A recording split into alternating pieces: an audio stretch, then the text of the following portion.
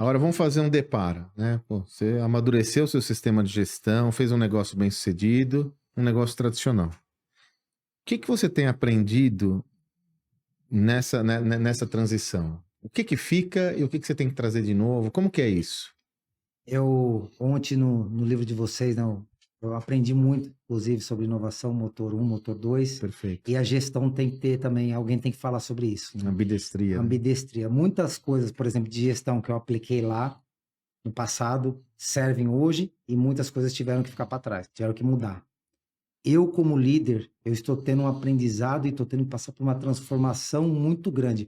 Porque muita gente fala sobre inovação em empresa, muita gente fala sobre inovação em processo, muita gente fala em transformação, mas pouca gente está falando sobre a mudança, a maneira que eu liderava há 10 anos atrás, não funciona hoje, Não né? funciona. Eu tive que me adaptar.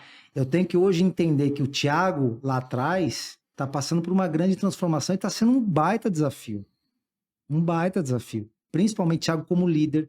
Antigamente eu liderava controle, comando, disciplina. Não funciona mais. Hoje a geração quer propósito. O Bernardinho está passando pela terceira transformação na seleção brasileira. Então você vê que as Falei, bom, e coisas você veja que eu estava assistindo um jogo agora na Liga daquele campeonato, e até chamei a atenção, eu estava com a minha esposa, chamei a atenção, olha que interessante, né?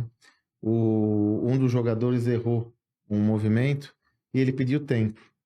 O Bernardinho acolhe o cara e fala, calma, pô. Fosse antigamente. Antigamente, né? Ele mordia a bola. Ele também teve que passar por essa adaptação, por entender que o exercício da liderança ele é contextualizado a quem você lidera. Não é sobre você, é sobre o outro, né? Mas é um grande desafio, né? E numa empresa de tecnologia, né, cara? Outra coisa, assim, que eu sempre fui um cara que eu acreditava muito que uma empresa tem que ter foco, monoproduto, principalmente no início dela, para crescer. E agora eu entendi, testando, errando, aprendendo, que eu tive que trabalhar como ecossistema. Então, você falou ontem uma coisa muito forte, né? Que às vezes não tem bala de prata. Às vezes o que serve, o aconselhamento que serve para o teu negócio vai ser diferente para o outro.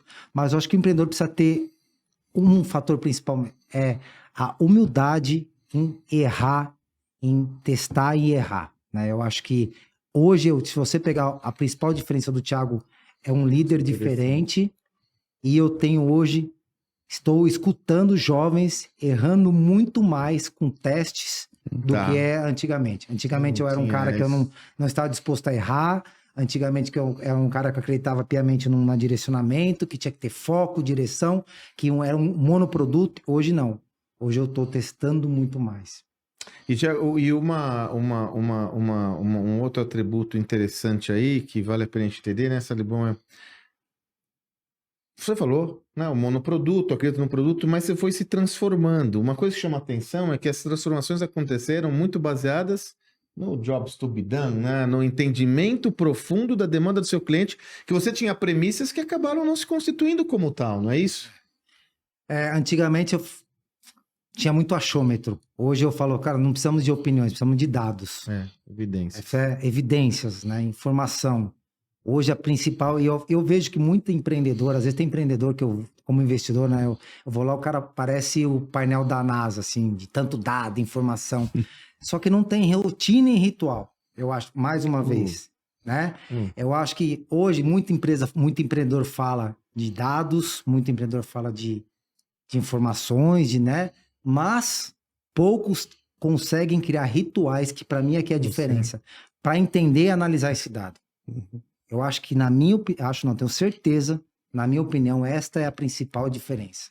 Você ter dados, mas o mais importante, em que momento você vai analisar esses dados? Quais são os rituais para parar e falar assim, como companhia, como time, cara, isso está funcionando, isso não está funcionando. Senão você entra no botão automático, cara, e vai rodar.